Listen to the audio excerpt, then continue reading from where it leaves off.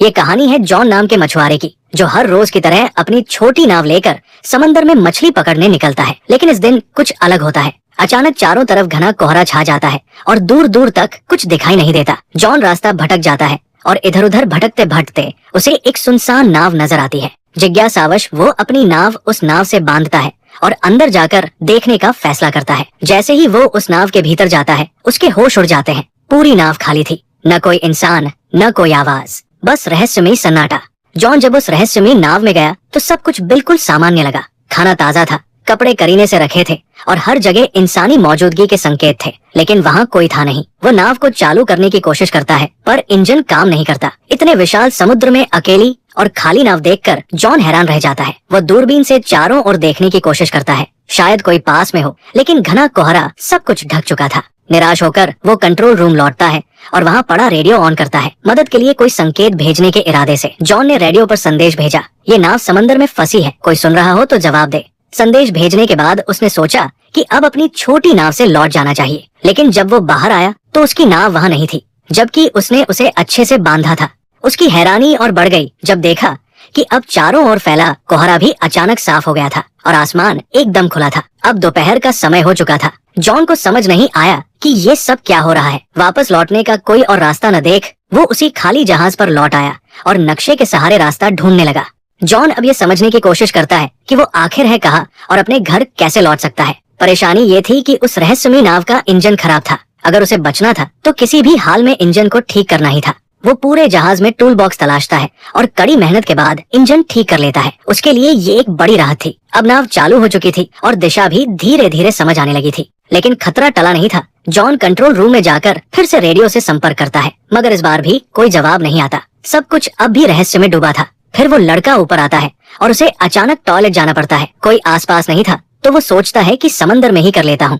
जैसे ही वो किनारे जाता है, अचानक किसी ने पीछे से उसे धक्का दे दिया। वो सीधा पानी में गिरता है। हालत बेहद खतरनाक थी, लेकिन उसने रील को पकड़कर किसी तरह खुद को डूबने से बचा लिया। हवा और पानी का दबाव इतना ज्यादा था कि वापस नाव तक आना मुश्किल हो गया, मगर उसने हार नहीं मानी, हिम्मत जुटाई और धीरे धीरे रील के सहारे खुद को खींचते हुए फिर से नाव पर चढ़ाया। इस सब के बीच उसका काम पूरा नहीं हो पाया तो वो दोबारा टॉयलेट जाने लगा।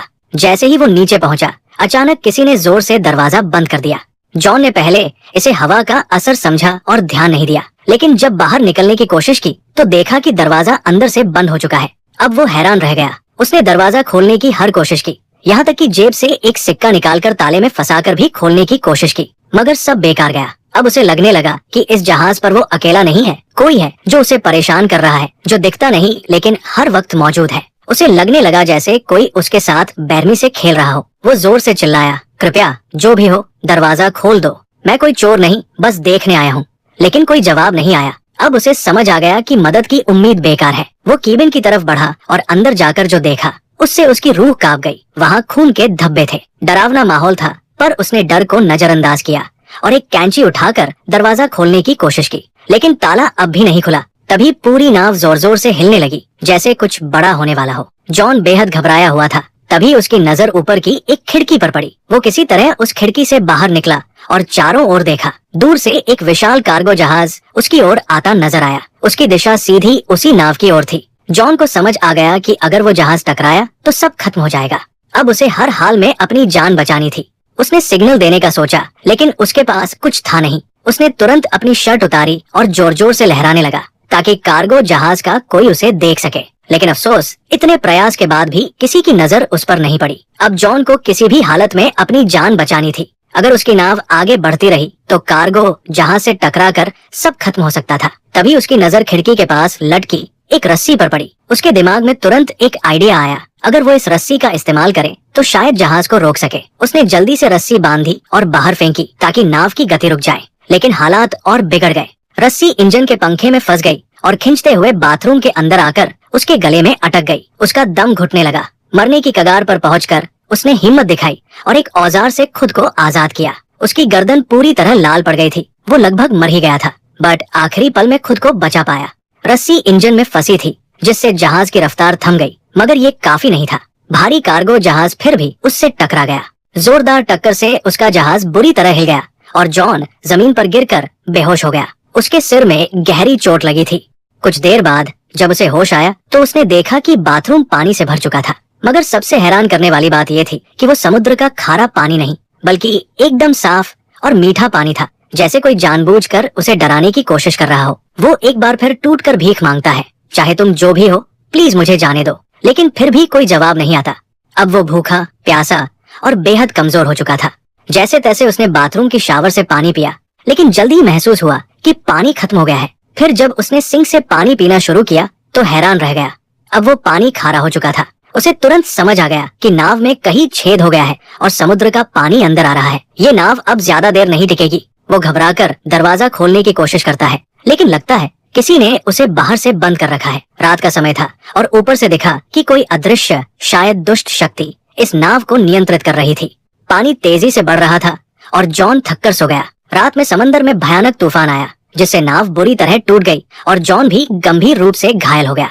सुबह जब उसकी आंख खुली तो पानी सिर तक पहुंच चुका था, सिर्फ चेहरा बाहर था। अब उसे लगने लगा कि बस कुछ ही पल बचे हैं। तभी अचानक कहीं से क्लिक की हल्की आवाज सुनाई दी, जैसे कुछ खुला हो। जैसे ही जॉन ने हैंडल घुमाया, दरवाजा जोर की आवाज के साथ खुल गया। पानी का दबाव इतना ज्यादा था कि दरवाजा टूटकर नीचे गिर पड़ा और इसी तरह वो बाहर निकलने में कामयाब हुआ।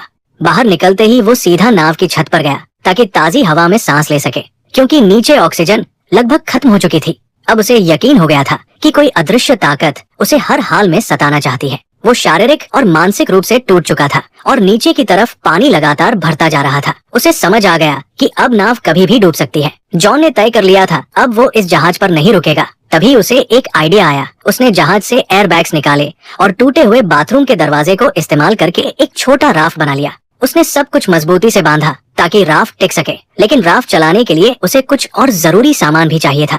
उसने जहाज से खाना, पानी और जरूरी औजार जमा किए और खुद को पूरी तरह तैयार किया। फिर बिना पीछे देखे वो जहाज से उतर गया और राफ्ट पर सवार होकर धीरे धीरे समंदर में आगे बढ़ने लगा। वो राफ्ट पर था और उसके सामने वही बड़ी नाव अब भी खड़ी थी। कई घंटे गुजर गए, लेकिन न तो वो ज्यादा दूर जा पाया और न ही वो नाव डूबी, जिसे वो समझ रहा था कि 5 से 10 मिनट में डूब जाएगी। वो अब भी उसी हालत में थी। तभी उसके दिमाग में एक आइडिया आया, अगर ये नाव अभी तक नहीं डूबी तो क्यों न इसके रिसाव को ठीक कर लिया जाए। अगर ऐसा हो गया तो वो इस मजबूत नाव से आराम से सफर कर सकता है। ये सोचकर वो वापस नाव के पास गया। सबसे पहले उसने रिसाव को ठीक किया, फिर पाइप और औजारों से एक पंप तैयार किया ताकि पानी बाहर निकाला जा सके। उसने जो पंप बनाया था उसकी मदद से नाव में भरा समुद्र का पानी धीरे धीरे बाहर निकल गया। रिसाव ठीक करने और पानी हटाने के बाद उसने जहाज की बाकी दिक्कतें भी ठीक कर दी। साथ ही उसने बाहर से भी मरम्मत की ताकि आगे सफर में कोई और परेशानी न हो। काम खत्म होने के बाद उसने फिर से रेडियो से मदद मांगने की कोशिश की, लेकिन इस बार भी कोई जवाब नहीं आया।